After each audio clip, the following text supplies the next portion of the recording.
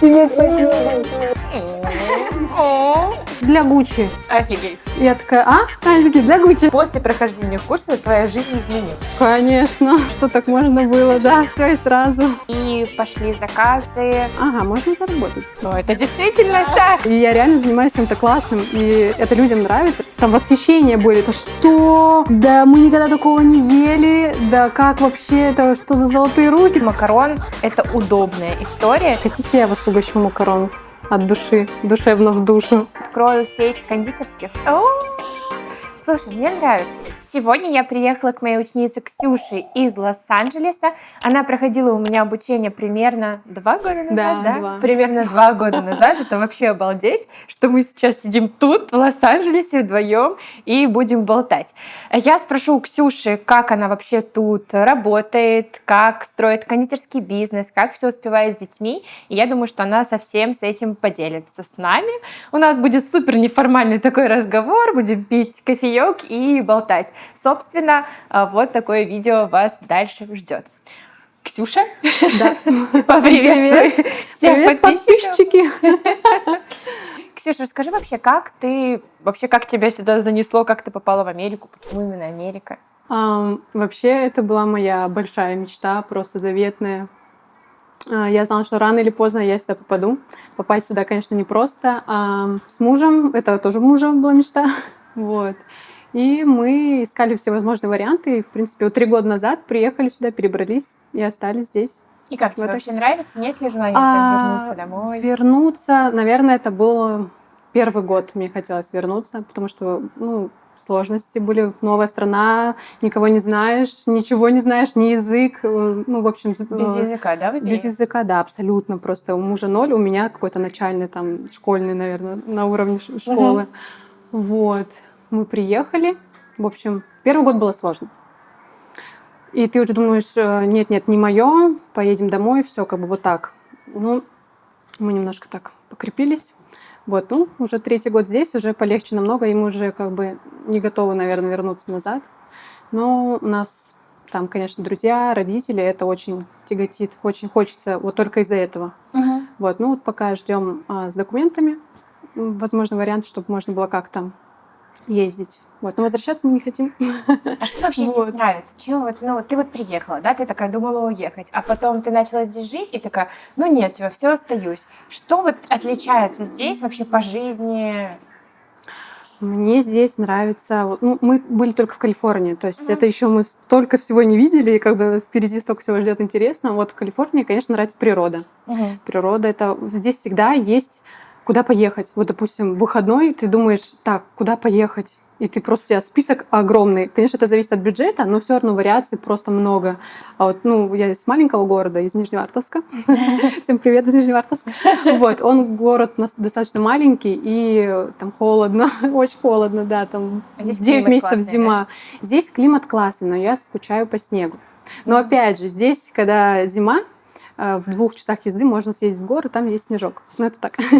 Вот. Мне, в принципе, нравится природа, нравится, что здесь очень много чего интересного можно посмотреть, куда-то съездить. Океан. Океан — это что-то было вау, океан. Хотя мы здесь живем. Да, первый раз увидела, и мы здесь живем, и мы так редко там бываем. Мы думаем, что все, мы там надо ближе к океану, там туда-сюда будем к нему ездить. Ага. Мне кажется, здесь все, кто ради океана приезжали сюда и особо к нему не ездят. Как так получается? Хотя ехать там буквально минут 40. Так вот. Сейчас, наверное, нравится еда, но первое время было очень тяжело привыкнуть. Немножко все-таки мне казались овощи, фрукты, все пластиковое, что-то непонятное. В общем, нужно было как-то привыкать к другой еде. Или найти какие-то варианты более-менее подходящие. Вот, типа эко, да? Да.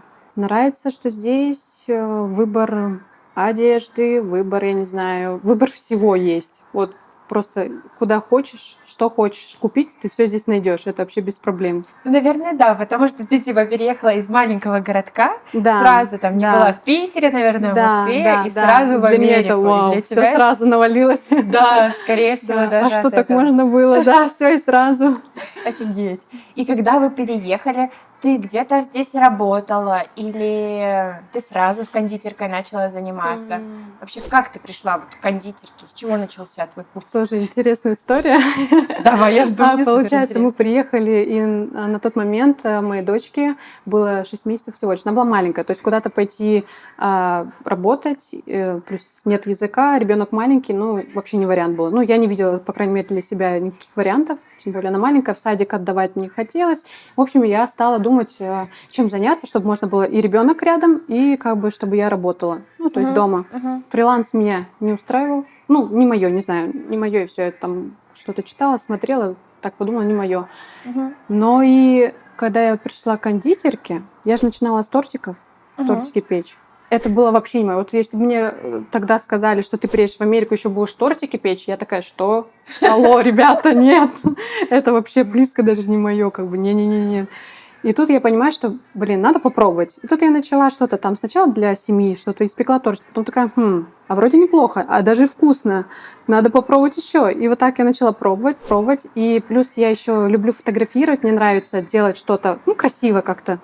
Я не знаю, декор здесь, вот. Ну, я вижу, еда. да. Мы снимаем, кстати, у Ксюши дома, и у нее прям тут супер какой-то эстетик невероятный.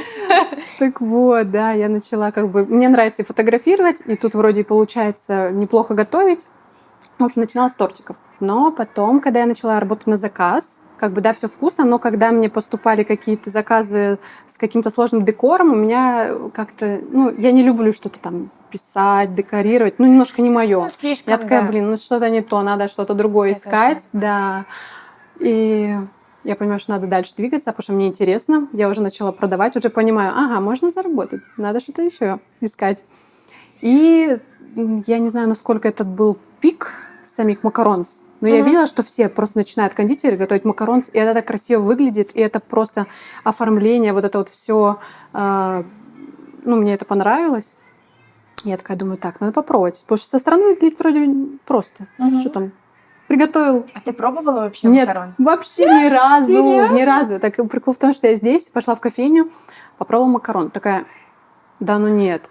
Но не такой вкус должен быть точно, потому что оно вроде... Ну, у девочек я, правда, с России смотрела, у кондитеров. Выглядит классно и аппетитно, и хочется съесть, и даже я готова за это заплатить, потому что это выглядит классно.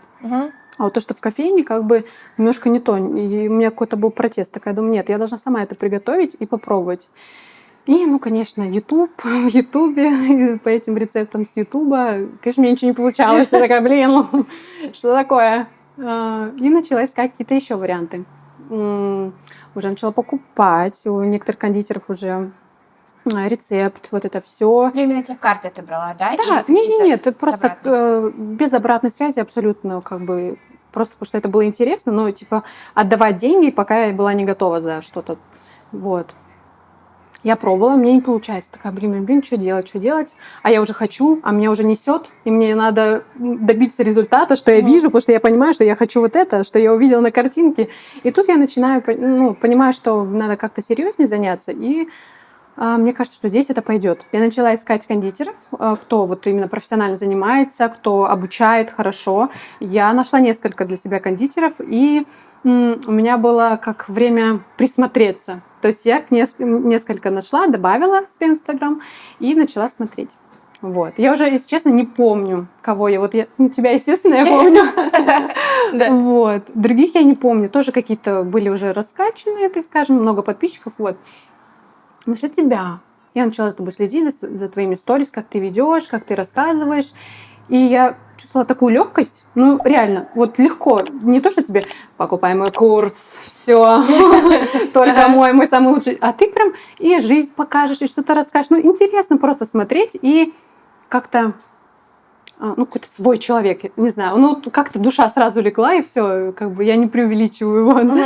То есть вот как есть. Мне очень понравилось, и ты как-то и расскажешь, как у тебя это дело идет, и на самом деле как-то вот можно на этом заработать. В общем, все, что ты как бы сейчас, в принципе, расскажешь, так оно и есть, как бы. Вот, мне это очень понравилось, и я подумала, почему нет? Надо купить, надо брать. Потому что как-то я это сама поверила, ты так еще воодушевляешь. Ну, это действительно так. Да, и вот я купила, мы начали обучаться. 2 месяца, кажется, было обучение на тот момент. Вот. Было сложно, конечно, потому что часовые пояса разные. Я помню, как мы с тобой в ночи пекли. Да, я такая, вау, как бы в смысле у человека там, в общем, сколько, 12-11 часов разницы, как бы, это много. И это было так странно и так необычно. Сколько у тебя примерно, ты, я не знаю, помнишь или нет, ушло на то, чтобы научиться печь макарон? Было ли супер сложно найти там ингредиенты, инвентарь? Сложновато было подобрать, потому что вы в основном были направлены на Россию, на российские продукты. Да, немножко в этом была сложность, но, в принципе, я быстро нашла. Вот. Но у меня получилось, наверное, сразу 11-го где-то. Но это на самом деле нужно было набить руку, понять, что к чему. Это не так легко, как кажется. Хотя я думала, что там, отсадил, выпек, все готово, крем, фим, погнали, продаем. Нет, это гораздо как бы сложнее. Да, у всех на самом деле по-разному. У кого-то там с 3-го раза, у кого-то с 5-го, у кого-то даже с 20-го бывает. Потому что когда ты подбираешь ингредиенты сначала свои, потом все текстуры, чтобы у тебя был меренга такая, как надо, макаронаж, температура духовки. Я сейчас смотрю, у тебя сейчас конвектомат, а тогда ты пекла сразу... Я на газовой пекла, на газовой старой духовке. Я думала, это вообще невозможно. На газовой, кстати, газовая. Это было, правда, сложно, но и то я как бы нашла... И то мне писали местные кондитеры, мне спрашивали, типа, а как у вас получается? Я такая, так, получается. Сейчас тебе как все расскажу. Ага. Я говорю, так, представляете, говорю, у меня вообще-то газовая духовка. Что газовая? Там просто, реально, несколько человек писали, спрашивали, типа, как так? Как вы добиваетесь такого успеха? Как бы. И у кого вы учились? Конечно, я рассказываю. Мне не жалко, особенно, вот, я всегда твою ссылочку все тебе. Вот. И как вообще было, сложно ли наладить потом продажи макарон? Ты изначально, вот когда ты сказала, тортики продавала, ты продавала их через Инстаграм, правильно? Да. И макарон ты тоже начинала продавать через Инстаграм. Да. Я просто точно помню, как ты переживала по сторис. Я вообще все помню. Да? Да, когда ты такая... Помню, я сказала снимать лайв в сторис, и ты чистила зуб, помнишь тогда? Снимала в сторис. Да, вот да. и ты такая, мне говорят вокруг, что типа такое нельзя снимать. Помнишь? Я помню, я с ребенком что-то там, что-то было. Ага. Вот так вот у меня перед глазами. Но там я понимала, что надо. Не потому что я хочу, конечно, я стеснялась. Это вообще сложно. Вообще, особенно я такая стесняшка. Первое время была, когда сюда приехала, а сейчас я нужен опыт, да? В том, чтобы... Нужно начать. Вот ты начинаешь, делаешь, просто нужно делать.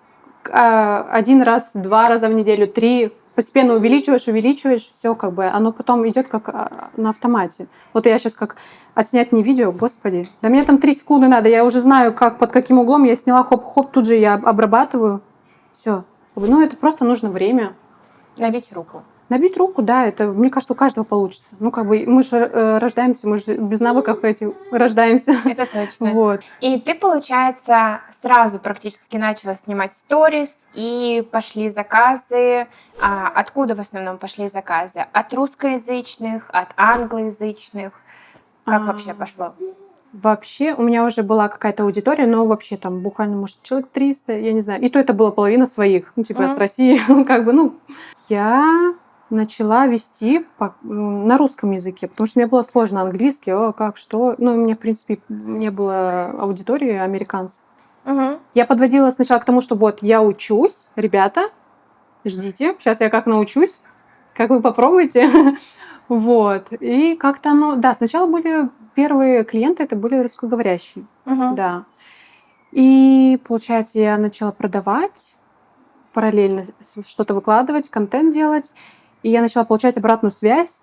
Там восхищения были, там просто что? Да мы никогда такого не ели, да как вообще это, что за золотые руки, там за что духе. То есть, все люди были удивлены, как вкусно, это реально может быть вкусно. Кто-то пробовал, да, кофейный макарон, конечно, у них впечатление, как и у меня первое время, было не очень. А тут они попробовали, потому что картинку видят красиво, выглядит, наверняка это еще и вкусно, надо попробовать.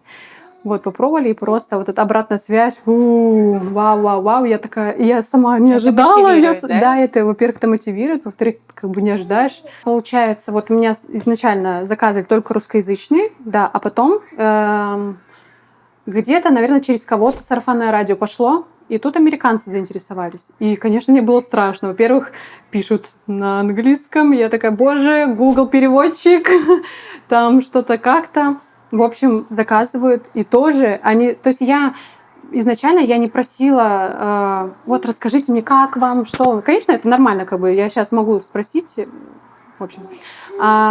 И мне сами пишут американцы, вау, типа, что это такое? Тут, в общем, все в шоке. И я в шоке такая, как бы, вау, это классно, и я реально занимаюсь чем-то классным, и это людям нравится, это самое главное, по-моему. Я даже сейчас готова, знаешь, кушайте, да никакие деньги, мне не нужны деньги, кушайте. Главное, чтобы вам нравилось. Я такая, блин, мне муж еще говорит, да, как ты собралась зарабатывать? Наверное, всем бесплатно тоже готова, говорит, отдать. Ну, реально как-то, не знаю. Ну, потому что, наверное, когда ты любишь то, чем ты занимаешься, то ты готов это делать, и вот просто так ты от этого не устаешь особо, и вообще получаешь кайф. Да. Потому что в целом макарон — это удобная история, и у тебя же, получается, сейчас 2 уже детей. Да. И в целом сейчас немножко неудобная история. Тяжело, да? Ну, с одним ребенком было проще? Нет, но а что делать? Приходилось и ночью готовить. И я же обучалась. Я все делала ночью, я обучалась ночью и готовила ночью. Конечно, это было первый раз сложно, потому что ты это все в первый раз делаешь, не знаешь еще как что. А когда ты уже начинаешь работать, ты уже знаешь, так, сейчас она ляжет спать, вот это я могу сделать. Проснется там. То есть уже идет как-то... не тайм-менеджмент. То есть уже дети меня вообще хорошо этому научили, как что, когда делать, чтобы все успевать. И все. Как бы, иногда не все гладко, иногда ты работаешь, тебя могут отвлечь, но это можно все поставить на паузу, как бы. Как-то я уже приловчилась так, что у меня, наверное, хоть 10 детей, я буду все равно успевать. Ну, наверное, с тортами так бы не получилось, да? Мне кажется, нет. Тут торты — это особенно декор, декор нет. Это меня не трогай, а как? Нет. Да, мне тоже кажется, что просто мелкоштучные десерты, вот как типа кукис, вот как мадлен, как макарон, они вот супер удобнее для кондитера непосредственно, особенно для мамы. То есть, по сути, если ты мама, ты можешь настроить себе график так, чтобы работать, так скажем, без отрыва от семьи, параллельно следить за детьми. Да. Как-то просто это нужно привыкнуть, нужно уже распределить время, и это, да. Со временем это нормально. Я вообще офигела, когда я тебе пишу, типа, Ксюш, как дела? А ты такая, да все отлично, я 2-го ребенка родила. Я такая, о боже, когда ты успела, еще заказ огромный сделала. Вообще расскажи, как тут все это у тебя прошло? Я работала до 9 месяца беременности, и я уже собиралась все как бы... я уже не принимала заказы, конечно, я об этом рассказывала, сказала, так, вот, я уже заканчиваю, все, у меня как бы срок подходит, все, как бы пора немножко отдохнуть. И, получается, мне приходит заказ, пишут, что так и так, вот хотим вас заказать, я не помню количество, 150 маленьких макарон. Я хотела отказаться, но потом мне пишут, типа, для Гуччи. Офигеть. Я такая, Они такие, для Гуччи. И я понимаю, что это, во-первых, вау, как бы в смысле, на минуточку. Это не Гуччи, Гуччи Астерия — это ресторан. Вот, но все равно ресторан, как бы, да, Гуччи. Ну, как бы Гуччи. Да. Вот, и получается, у меня уже срок подходит к родам, то есть я уже могла разродиться в любой момент. И тут как бы мне приходит заказ, и я понимаю, что я не хочу его никому отдавать, потому что тут как бы девочки есть тоже, кто готовит. И я понимаю, что это офигеть какой риск большой, как бы, подводить. Я очень ответственно, как бы, да, очень ответственно отношусь к заказам, вообще каким-то. Вот, я думаю, я не могу это вообще отказаться, как? Это, во-первых, вау, это, во-первых, ролик, да, там это в Инстаграме показали, все такие, вау, Гуччи! Да, вот. Я сама офигела, когда увидела, клянусь. Да, и получается, я согласилась, и я это все быстренько сделала, не родила, у меня получилось. Вот, и все. Отдали заказ, и получается, я уже родила, И мне буквально там через 2 недели пишут, вот, очень понравился макарон от ребят, кто заказывал для Гуччи. Там просто девушка заказывала. Вот она пишет, типа, вот, вы уже родили? Типа, вы уже можете готовить еще? Я такая, блин, типа, еще хотят. Я такая, блин, а я, ну, никак. Ну, только-только родила и как бы, ну, никак, не готова пока взяться. Пришлось отказаться, к сожалению, но ничего. Но я уже готова была работать, на самом деле. Ну, мне хотелось. Я понимала, что еще сложности, ребенок, еще надо как бы все наладить. Очень хотелось, конечно, работать. И я уже начала работать через месяц. Вот ребенку было месяц второму, я уже начала готовить, да. И это как-то... И я помню, что люди мне писали постоянники, ну когда. Я говорю, да подождите, сейчас дайте мне выдохнуть. Хотя я сама хотела уже работать. Ну, я еще видела, ты рассказывала, по-моему, ты для кинотеатров каких-то делали, да. какие-то мероприятия. То есть ты не только физическим лицам продаешь, а еще куда-то. Да, одна блогер, я ее обожаю. И, получается, я ей просто написала, я говорю, хотите, я вас угощу макарон от души, душевно в душу? Она говорит, давай. И все, я привезла ей макаронцы, а потом она мне пишет, типа, вот есть такая-то тема, приготовишь нам там 200-300 макарон. Я такая, да, хорошо, я в шоке, конечно. Вот для премьеры фильма нужно было. Это как спецпоказ, закрытый показ, и вот туда приглашали инфлюенсеров, чтобы они посмотрели, наделали контент и как бы распиарили фильм вот новый. Надо было, конечно, список написать, сколько я уже делала, сколько новых фильмов, которые вы по-любому видели. Это было, я не знаю, премьер, может, 6, 7, 8. По сути, одно сообщение такое принесло тебе огромный поток, так скажем, заказов. Да. То есть я не побоялась написать, предложить бесплатно, и тут как бы я такая, вау, и получила такое предложение. Ну, это офигительно, это классно. На самом деле. Да. А сколько у тебя сейчас в целом заказов? Ты сколько печешь в день? И как ты вообще строишь свою работу? Как вот у тебя все устроено? К примеру, ты берешь заказы из наличия, у тебя макарон всегда, или ты берешь заказы к какому-то определенному дню? Ну, я сейчас немножко такой у меня лайт-режим. То есть все-таки 2 детей, надо как бы везде успевать. Но хотела бы больше. И я понимаю, что я могу больше. Но я как делаю? Я готовлю определенное количество. Где-то дней за 5 за неделю это все распродается. И параллельно я еще могу принять какие-то спецзаказы. Вот. Пока в таком режиме работаю. Не напряжно вообще, легко. Единственное, быстро. Я вот как, честно говоря, немножко сложновато с 2 детьми. Вот я наготовлю, тут же это все быстро распродам, и опять надо готовить. Как бы классно, это вообще супер. Как бы, мне кажется, многие мечтают, да, там... А я такая, блин, опять надо готовить. Но пока так. И сколько примерно у тебя выходит макарон в месяц? Ты считала штуками или только деньгами? Количество нет, количество не считала. А вот сколько в деньгах, может, ну, грубо говоря, опять же, не напряжный режим, я не знаю, может, 2500. Но это как бы считается не совсем вау, как бы вообще. Ну, как бы мне, я ни за что не плачу. Но для России это вообще содержанка. Ну, для России, да, но как бы я, ну, грубо говоря, трачу на себя их. Ну, мне достаточно, поэтому я как бы в своем таком режиме работаю. Если мне нужны будут деньги больше... немного. Ты прикинь, у тебя 2 детей, ты дома сидишь, да? Типа, это просто как доход. Это просто, знаешь, типа, по сути, как хобби, которое приносит тебе... $2500. Мне кажется, это очень хорошо. Но здесь считается, это не прям такие большие деньги. Так ты же не работаешь прям полный день на работе. Вот представь, если бы ты работала полный день, как люди приходят на работу, типа 5-2, то у тебя бы наверняка доход был сильно выше. Ну да. Но это не напряжно. Ну, плюс мне это нравится. Плюс я еще вот это фотографировать, снимать, это вообще я прям балдею. Обрабатывать, что-то выкладывать. Как ты думаешь, что приносит тебе подписчиков? Это только сарафанное радио, которое пошло от Инстаграма, или это еще холодный трафик, который приходит к тебе с Reels? Я думаю, что это в большинстве случаев сарафанное радио, потому что я особо сейчас не рекламируюсь. Потому что если я еще буду рекламу давать, я не буду справляться с объемом. Но вот до этого, до того, как у тебя пошло. Ведь мы когда начинали, у тебя было, где-то 300 подписчиков, сейчас у тебя больше сильно. Да. Сарафанное радио плюс я блогеров находила, местных блогеров, предлагала им бартер на рекламу, я им коробочку, они мне в сторис с отметкой. И вот так постепенно набирались подписчики. И я устраивала какие-то гивэвэи, розыгрыши параллельно с кем-то. И тоже были подписчики. А так, в основном, это сарафанное радио. Вот прям большинство — это сарафанное радио. Вот.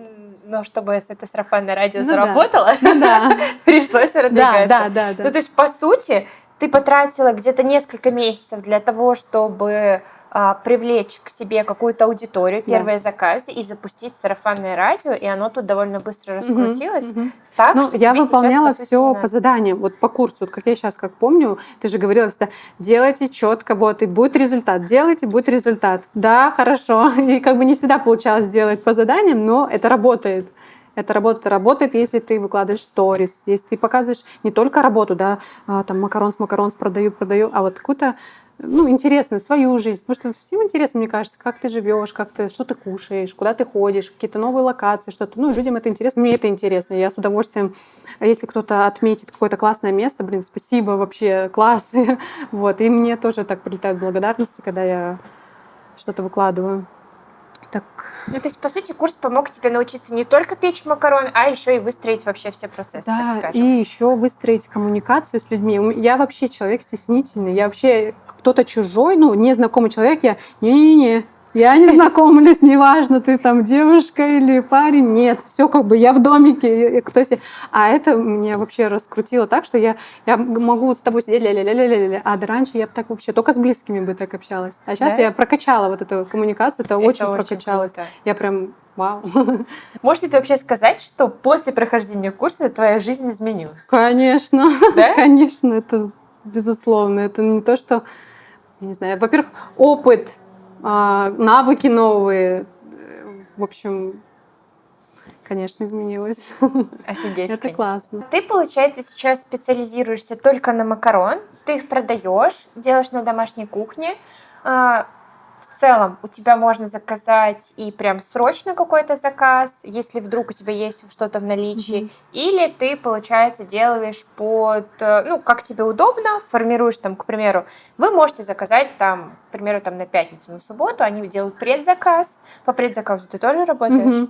И, собственно, вот таким вот образом. А хочешь ли ты вводить какие-то еще десерты себе? Да, я об этом думаю, потому что все-таки надо разбавлять уже очень приторно. Вот один десерт, это все-таки он продается, это классно, но что-то еще хочется какую-то новинку, чтобы люди что-то тоже попробовали вместе с макаронс как-то параллельно заказывали. Я думаю об этом еще. Еще пока очень много идей, но я в силу того, что я как бы с детьми, не могу много экспериментировать, так скажем. Да. Поэтому, это в планах, конечно. Но, по сути, ты примерно 1,5 года делаешь только макароны. Да. И у тебя есть клиенты. Да. И они с каждым разом растут. И я же говорю, что я бы готова была больше делать, просто я пока не могу. Это просто офигенно. Я, честно, безумно рада это слышать. Я очень этим довольна. Очень-очень. А как вообще тут в Америке, я так понимаю, не очень сильно развито вообще или нет домашнее кондитерство? Их тут много, мало? Есть ли конкуренция? Чувствуешь ли ты ее? Конкуренция есть? Я не чувствую. Я, конечно, не могу сейчас говорить о ком-то хорошо, о ком-то плохо. И, во-первых, я не пробовала особо. В целом есть, да, много кто и макарон сделает, и какие-то еще десерты. Вот это среди русскоязычных в основном, мне кажется, так вот. Русскоязычная комьюнити, вот они друг друга знают, как-то что-то продают. Этого не стоит бояться. То есть я раньше думала, я вижу, там кто-то начал макарон сделать. Все, сейчас заберут моих клиентов, буду сидеть ни с чем. Да, Лос-Анджелес большой, да и в принципе, мне кажется, в любом городе это не страшно. Наоборот, конкуренция, она закаляет, она тебя мотивирует не сидеть на месте, а что-то придумать новенькое, там как-то вот. В общем, мне кажется, это классно. Кажется, наоборот, это обязательно надо, чтобы были конкуренты. И вообще этого не бояться. Иначе скучно, да? Например, если бы была одна ты, и да, я все такая, ты бы никуда вы не денетесь. Ты бы не смогла этот весь объем на себя одну взять. Да, конечно, да. А вообще сами десерты американские, которые здесь продаются в свободном доступе, ты пробовала что-то, какие-нибудь макарон, тортики, печенье вообще? Как тебе выпечка? Я пробовала. Может, мне неудачно попадалось каждый раз. В общем, не очень, если честно. Макарон, да, я пробовала, но не то. Я просто не хочу как-то Говори прямо. Невкусно. Ну, невкусно, отвратительно. И как-то неоправданно по цене, что ли, я, правда, не знаю. Ну, в общем, невкусно в целом. Не только макарон. Ну, опять же говорю, я не во всех кондитерских была, но невкусно. Вот что на потоке стоит у кофеин, где-то вот в кафе, ресторанах, не знаю, невкусно. Ну, невкусно. Может, я такая капризная.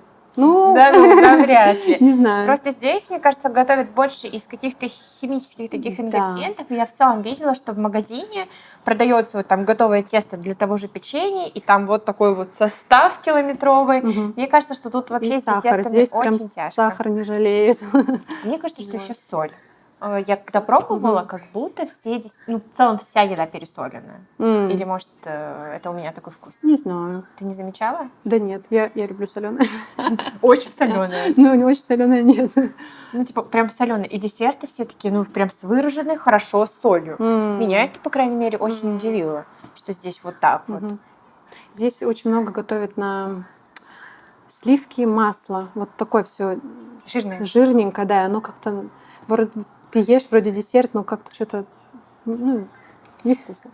А вообще в целом есть тут американские домашние кондитеры? И как вообще ты работаешь? Нужны ли какие-то, может, документы, вот это вот все? Или в целом можно без? Ну, вообще, как бы многие работают без документов. Конечно, это... Ну, неправильно, это понятно. Это неправильно. Но можно. Я боюсь говорить. Почему? Но я в данный момент я работаю без документов. Но я хотела в будущем, я, конечно, хотела все это официально, все как бы как положено. Ну, в России мы тоже работаем большинство без документов. Но это как бы ок. Ну, типа, в этом нет ничего такого, ну, ничего страшного, то, что ты работаешь там без документов, потому что, ну, как бы... Это окей. Ну, в целом ты можешь все это легализовать, но здесь, получается, тоже как бы нельзя, но в целом можно. Да. И ты пока работаешь на свой риск ты работаешь, и вдруг тебе какой-то клиент попадется или там конкурент твой, штраф, да? Когда вот кто-то что-то на тебя доложит. Там. Я уверена в своем десерте, поэтому я не переживаю за это, что там что-то как-то не так. Не дай бог кто-то отравится, как бы, ну нет, такого это исключено. Поэтому я как-то и не боюсь пока работать без документов. Но в будущем, конечно, я хочу все это официально все сделать, чтобы как бы... Ну, в целом, то есть можно начать печь дома, конечно, в Америке, без всяких проблем, и ничего там супер не бояться. Да, конечно. Это здорово. Ну, конечно, нужно соблюдать какие-то определенные нормы, как бы, да, правила гигиены, это, ну... Я думаю, это все понимают, но... А как вообще тут документы сделать? Ты узнавала, не узнавала еще пока что? Частично узнавала. Я узнавала на будущее, как для кофейни, для какого-то вот именно точки. Сложновато, дорого, но это можно сделать, это реально можно. И лицензию. Ну, вообще можно получить лицензию. Но я сейчас не подкована информацией, поэтому я не могу тебе вообще рассказать. Можно? Можно, да, конечно. И, насколько я знаю, в Калифорнии, по-моему, разрешена домашняя кухня. Вот именно в Калифорнии. То есть ты можешь дома готовить официально с лицензией, если не ошибаюсь. Вроде это разрешено. Здорово. Мне кажется, это очень круто, когда так. А что вообще по Америке? Если, насколько я знаю, насколько я помню, как были проблемы с упаковкой какой-то, вот именно найти упаковку, найти какие-то качественные ингредиенты, хороший шоколад. Есть ли у тебя вообще в этом сложности, или ты вот в одном месте где-то нашла, а там и заказываешь в основном? Вообще Amazon. Amazon, мне кажется, там все продается, и упаковка, и ингредиенты, это легко найти. Единственное, можно какие-то варианты дешевле посмотреть. Где-то в кондитерском магазине, где-то можно что-то перехватиться той же упаковкой или шоколад. Это, в принципе, это все в легком доступе под заказ. Есть профессиональные магазины, то есть там можно тоже оптом закупать по выгодной цене. То есть, с этим проблем как бы я не вижу проблем. Мне кажется, Ксюш, я тебя вообще уже обо всем расспросила, о чем только можно. По крайней мере, все, что мне было интересно, я узнала. И сейчас я хочу тебя, наверное, одно, чтобы ты рассказала девчонкам, которые в декрете, либо хотят начать свой кондитерский бизнес, какие-нибудь слова напутствия, потому что ты прошла уже этот путь с нуля и до текущей точки. И вот что бы ты им посоветовала? Не бойтесь начинать, потому что в самом начале всегда сложно. То есть главное начать. Главное начать и продолжать что-то делать. Не всегда сразу вы получите какой-то результат хороший. Хотя бывают счастливчики, наверное, да, у кого сразу стреляет и получается все. Но в большинстве случаев это сложно начать, но все получится. Главное, у меня получилось верить в себя, в свои силы, верьте в и себя. Двигаться всегда вперед. Да. А теперь, Аня, у меня есть к тебе пару вопросов. Могу ли я тебе их задать? Конечно, давай. Так, сейчас я открою свои заметки. Расскажи, пожалуйста, чем бы ты занималась сейчас, если бы не кондитерка? Слушай, я даже не знаю. Вот клянусь, у меня не было в голове такого вопроса.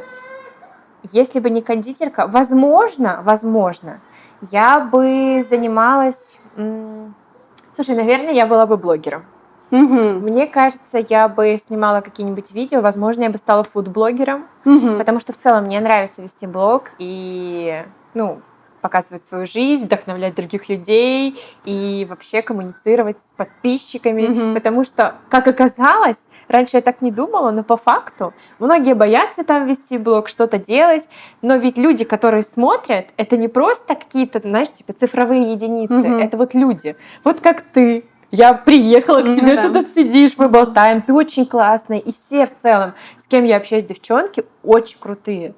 И мне кажется, что вообще ведение блога в той или иной отрасли, оно дает, во-первых, кучу возможностей, новых знакомств, поддержку, развитие.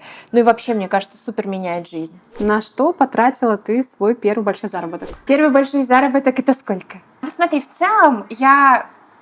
с 18 лет в браке, и у меня не было такого, что у меня типа только вот свой бюджет и тому подобное. Поэтому, когда я зарабатывала какие-то свои деньги, первые, я даже не помню, у меня не было никаких таких, знаешь, суперзнаковых покупок, чтобы я вот прям помнила. Наверное, первая такую вещь, которую я себе позволила, прям, что вот я, наверное, на всю жизнь запомню, это вот браслет Cartier.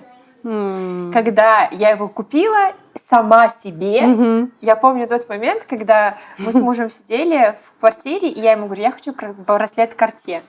И он говорит, Аня, мы живем в однушке в ипотеку. Какой нахрен браслет Cartier? И я такая, и мы много даже, наверное, ругались по этому поводу. А я всегда знала, что я смогу. Для меня это был какой-то, знаешь, типа маяк, что вот если я могу его себе купить, значит, я могу все. И вот когда я его купила, я даже когда мы сидели в бутике, я не осознавала настолько. Но когда мы пришли в номер, эта коробка еще лежала где-то 2 дня, я ее не открывала. И когда я, ее открыла, когда я все это увидела, я разревелась, реально разревелась. И для меня вот, наверное, это было вот первой такой суперзначимой покупкой, которую я запомню надолго. И вот, наверное, вот это было то такое прям значимое для меня, то, что отложилось, наверное, на всю жизнь, которая вот такая вот история. Круто. А у тебя был такой какой-нибудь маяк? Ну вот что-то такое. Не было? Когда ты начала... еще впереди. Нет, нет, ты когда вот начала зарабатывать первые деньги, на что ты потратила? Первое такое какое-нибудь. Блин, это... Сложный вопрос. Это сложный вопрос, потому что я особо сильно много не зарабатывала в начале даже пути. То есть это были какие-то обычные вещи, чтобы закрыть какую-то базовую потребность. То есть... Вот когда я начала зарабатывать, вот прям только начала, у меня тоже были какие-то базовые штуки. Это только вот, знаешь, потом, со временем пришло такое. Тогда я вот даже не помню, на что вот я супер прям там тратила. Ничего такого. Потому что я очень много работала. И, наверное, я тратила, вот если так подумать, на развитие, на обучение постоянно. Вот первые свои деньги. Да, в основном это уходит все в дело. В дело. Вот скорее вкладывала просто туда, и когда достигла какого-то вот такого уровня своего дохода, я смогла уже что-то такое, знаешь, прям реально порадовать себя. Но у меня есть такая фишечка, допустим, если я хорошо поработала, мне себя нужно чем-то порадовать. Это то правильно. Есть, как бы сделать такой подарочек. Небольшой, это что-то, я не знаю, какая-нибудь одежда, сумка, неважно, в общем, что-то такое. Это очень классно. И мне кажется, так нужно делать, чтобы чувствовать, что ты как бы не просто, работаешь на какие-то базовые потребности, чтобы 100%. закрыть, вот. Когда ты постоянно работаешь и ничего себе не покупаешь, себя никак не хвалишь, никак не поощряешь свою работу, тогда организм он начинает сдаваться, и случается вот это вот выгорание. Да. И поэтому очень важно, когда вы делаете какую-то большую работу, себя обязательно хвалили, сводили на массаж, купили какую-то шмоточку, косметику и так далее. И тогда как бы хочется больше и больше работать, потому что твое тело и мозг понимают, для чего это. Вот да. это действительно очень классная фишка. И это работает. Следующий вопрос. Давай. У тебя есть $1 000 000. Вот, он тебе свалился на голову. Что ты будешь с ним делать? Как распределишь? На самом деле, я сейчас вот так тебе не скажу, сколько $1 000 000, если бы ты сказала в рублях, я бы тебе сразу ответила. Но я примерно понимаю, куда я бы потратила, как бы я распределила. Скорее всего, первым, что я сделаю, это открою сеть кондитерских. Наверное, по России. И это будут, скорее всего, макарон. Скорее всего, это будет вот кофейня с макарон вот такой. Я найму команду и откроем сначала одну, и потом, соответственно, буду строить сеть, и туда вложу очень много бюджета. Второе, это, скорее всего, собачий приют. Потому что в целом я сейчас жертвую всегда на благотворительность. И я обожаю просто собак, потому что кроме нас им вообще никто не поможет. И я бы хотела построить действительно классный приют. Третье, это, скорее всего, будет недвижимость. Я бы обеспечивала себя пассивными активами по миру. Это были бы, скорее всего, разные страны. В России какая-то недвижимость, возможно, что-то в Дубае. В общем-то, в растущих странах. И, конечно, купила бы себе домик у моря какой-нибудь. Вот. Но в целом большая, наверное, часть пошла бы в бизнес. В развитие онлайн-школы, в развитие офлайн-бизнеса, в рост команды и расширение конкретно этого. Часть на именно благотворительность. Не то, что вот просто деньги, а вот я бы именно приют построила и ну вот какие-то такие пассивные активы. Это $1 000 000 вообще хватит? Ну, не знаю. Может, не знаю, там ты с квартирами в этих странах разошлась что-то. Во всех странах, во всем Ну, не мире. во всех странах. Ну, типа, несколько квартир. Последний вопрос. Как тебе в Америке? И хотела бы ты здесь остаться жить? Слушай, мне нравится. Я вообще с детства мечтала побывать в Америке, потому что я выросла на вот этих всех фильмах, типа «Сплетница», вот эти все сериалы, «Секс в большом городе» и так далее. И поэтому для меня это было, знаешь, такое что-то как будто недостижимое. Мне казалось, что это невероятно сложно вообще сюда приехать, и что я даже не представляла, что я буду здесь. Но по факту, когда мы тут приехали, это был просто шок. Особенно Нью-Йорк, вот это Таймс-сквер, и я такая... Господи, тут все так светится, все такое огромное. Но в целом в Дубае оно плюс-минус так же, но здесь по-другому, тут другая атмосфера. И чувствуется вот этот абсолютно другой вайб, и мы гуляли невероятно много. И мне нравится. Остаться жить? Наверное, нет. Почему? Потому что, ну, как бы, у меня нет такой потребности, наверное, переезжать куда-то. У меня там свой цех. У меня там все полностью налажена жизнь. И в целом я понимаю, что если переехать сюда, то это нужно в 2 раза больше денег для того, чтобы обеспечить свою жизнь. Потому что здесь цены в 2 раза больше, чем в России. И поэтому, ну, наверное, нет. Плюс медицина. Насколько я знаю, тут медицина, ну, прям с ней сложно. Вот ты когда рожала, у вас как бы... Ну, у нас была страховка. Когда есть страховка, как бы это уже намного проще. Ну, как бы можно сказать, что я рожала бесплатно по страховке. То есть это все покрыло мне. То есть, ну, с этим проблем не было. Но да? если у кого нет страховки, а такое бывает, как бы там влетает на копеечку нормально. Поэтому, да. Ну, тут, короче, куча своих особенностей, Ну, да. особенностей менталитета. Плюс муж у меня не знает английский вообще. И мы просто тут не сможем, наверное, как-то так вот жить. Приехать на месяц? Да. На 2? Да. На 3? Может быть. Приехала бы я еще раз? Однозначно, да. Но прям жить? Навряд. Не хотела бы. Что я хочу сказать, я тебя безумно рада видеть. Спасибо тебе большое, что ты согласилась со мной поболтать, рассказать все о том, как ты работаешь, как тут у тебя обстоят дела. Мне было безумно интересно все это узнать, потому что я сама этого всего не знала. И тогда попрощаемся с нашими подписчиками. Пока-пока. Здесь я оставлю вам ссылку на Инстаграм Ксюши. Если вдруг у вас остались к ней вопросы, или вы захотите заказать у нее макарон, всегда welcome. Спасибо. А вы подписывайтесь на канал и ждите новые выпуски разных классных разборов, интервью, рецепты и так далее. С любовью, ваша Эни Макарон и... Ксения Свиц. Тебе спасибо большое.